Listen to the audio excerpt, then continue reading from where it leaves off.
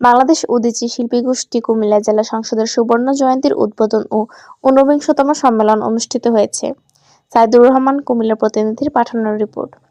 শনিবার ১১ জানুয়ারি সকালে Comilla town hall মাঠে সুবর্ণ জয়ন্তীর উদ্বোধন ও সম্মেলনের প্রধান অতিথি ছিলেন উদীচীর কেন্দ্রীয় সংসদের সাধারণ সম্পাদক অমিত রঞ্জন দে। উদীচীর কুমিল্লা সংসদের সভাপতি শেখ ফরিদ উদ্দিনের সভাপতিত্বে সম্মেলনের উদ্বোধন করেন কুমিল্লা সংসদের প্রতিষ্ঠাকালীন সদস্য ডক্টর আলী হোসেন চৌধুরী। এই সময় প্রতিষ্ঠাকালীন সদস্য আফম শাহজাহান, মিহির লাল ব্যানার্জি, অজিত সিংহ মিঠু উপস্থিত ছিলেন।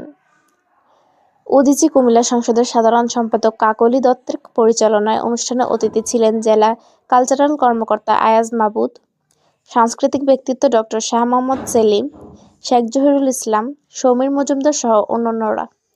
নগরীর টাউন হল মাঠে কুমিল্লা সংসদের সুবর্ণ জয়ন্তী ও ৪৯তম সম্মেলনের উদ্বোধনের পর একটি শোভাযাত্রা বের হয়ে কবি নজরুল ইনস্টিটিউটে গিয়ে শেষ হয়। পরে সেখানে সাংগঠনিক অধিবেশন শুরু হয়।